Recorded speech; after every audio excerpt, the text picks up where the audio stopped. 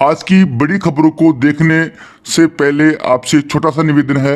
यदि आप हमारे इस यूट्यूब चैनल पे पहली बार आए हैं तो प्लीज नीचे लाल रंग के सब्सक्राइब बटन को क्लिक कर चैनल को सब्सक्राइब कर लें।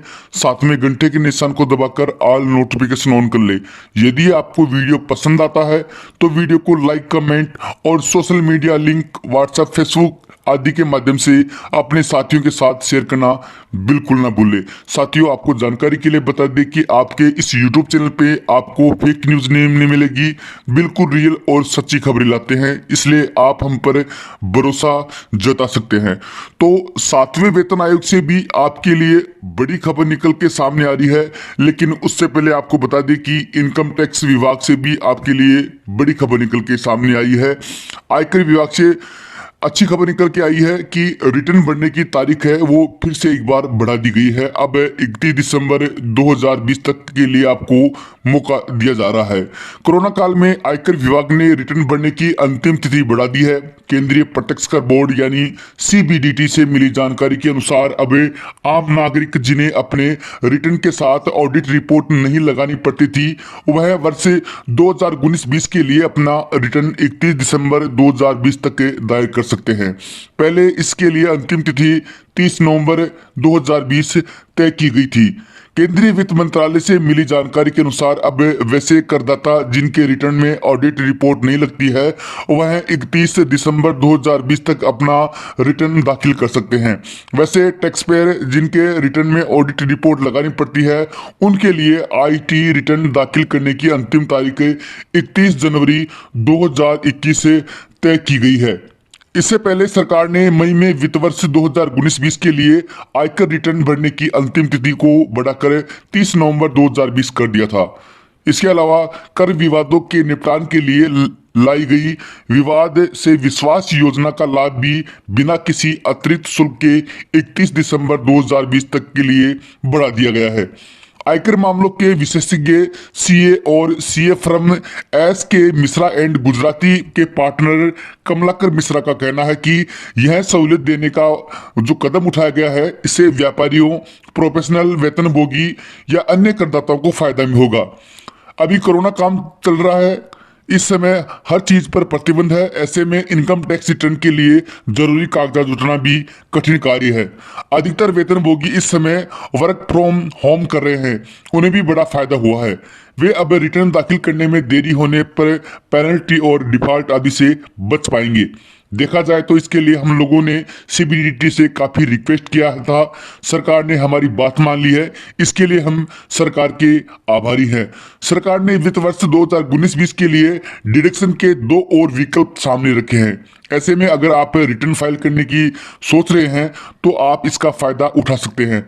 अगर आपने किफायती घर और इलेक्ट्रॉनिक व्हीकल खरीदा है, उस पर भी डिडक्शन का लाभ मिलता है। किफायती घर पर होम लोन इंटरेस्ट पेमेंट में 1.5 लाख रुपए की छूट अलग से मिलती है। इसके अलावा इलेक्ट्रॉनिक व्हीकल खरीदने के लिए कार लोन पर इंटरेस्ट पेमेंट में 1.5% की छूट मिलती है। तो आयकर विभाग से अच्छी खबर निकल के सामने आई है। अब बात कर लेते हैं 7वें वेतन आयोग की बड़ी खबरों के बारे में। जैसे ही देश पर कोरोना का कहर बरपा, सरकार ने कर्मचारी और पेंशन भोगियों के वेतन और भत्तों पर रोक लगाना शुरू कर दिया था। इसी क्रम में कई राज्य सरकारें और केंद्र सरकारों ने वेतन भत्तों पर रोक लगा दी थी। 7वें पे कमीशन लागू होने के बाद कुछ राज्यों में कर्मचारियों को जो एरियर मिलने वाला था उस पर भी रोक लग गई थी। इसी प्रकार से मध्य प्रदेश के कर्मचारी हैं, उन्हें 7वें पे कमीशन की जो एरियर की किस्त मिलनी थी उस पर रोक लगी थी। अब बड़ी खबर निकल के सामने आ रही है कि कर्मचारियों को बड़ा तोहफा मिला है। दिवाली से पहले एरियर का ऐलान कर दिया गया है। 7वें वेतन आयोग के तहत लंबे वक्त से बकाया एरियर का इंतजार कर रहे लाखों सरकारी कर्मचारियों को मध्य प्रदेश सरकार ने बड़ा तोहफा दिया है।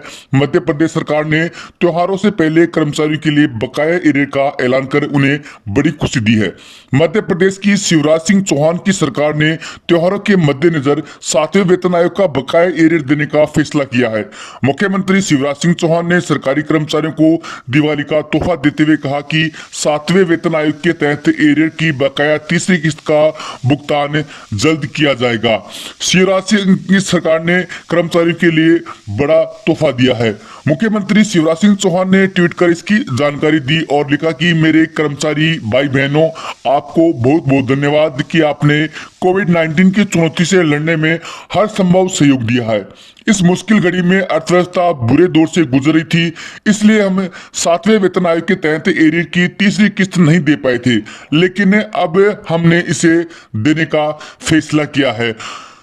10,000 रुपए का भी एडवांस से जो फेस्टिवल दिया जाएगा वो मध्य प्रदेश की सरकार है वो कर्मचारियों को दे रही है। उन्होंने कहा कि जिन कर्मचारियों का वेतन 40,000 रुपए मासिक से कम है उन्हें 10,000 रुपए का फेस्टिव एडवांस दिया जाएगा। कर्मचारियों को 21 मार्च 2021 तक कभी भी फेस्टिव एडवांस लिया जा सकता है। आपको बता दें कि केंद्र सरकार ने भी 30 लाख केंद्रीय कर्मचारियों के फेस्टिव बोनस का ऐलान किया था। केंद्र सरकार ने इन कर्मचारियों के लिए 7,337 करोड़ रुपए बोनस का ऐलान किया था। केंद्र सरकार ने कहा कि कर्मचारियों को दशहरा से पहले ही बोनस का भी भुगतान किया जाएगा। केंद्र सरकार के बाद अब राज्य सरकार के जो कर्मचारी हैं उनके लिए भी बड़ी खबर निकल के सामने आ रही है। केंद्रीय कर्मचारियों के लिए सरकार ने बोनस की घोषणा कर दी है, लेकिन राज्य कर्मचारी बोनस से अभी भी महरूम है।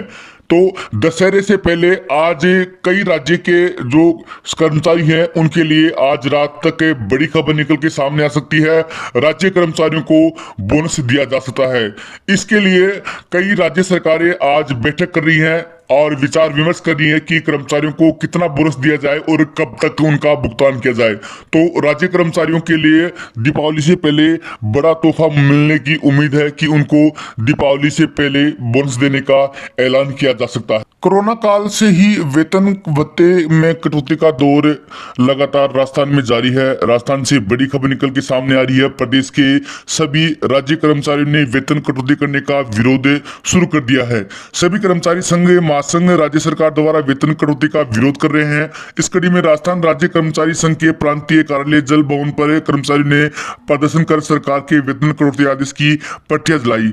राजस्थान राज्य कर्मचारी संघ के प्रदेश अध्यक्ष राजेश पारिक ने बताया कि राजस्थान सरकार द्वारा कोरोना महामारी के नाम पर पहले ही सरकार ने राज्य कर्मचारियों का 9, 16 और 21 दिन का वेतन स्थगित किया जा चुका है।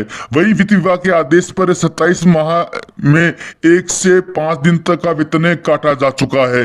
आपको जानकारी के लिए बता दें कि उस समय राज्य कर्मचारी द्वारा केवल 1 दिवस के वेतन कटौती की सहमति दी गई थी। वहीं राज्य सरकार द्वारा जुलाई 2021 तक कर्मचारी के महंगाई भत्ते पर रोक लगाई हुई है।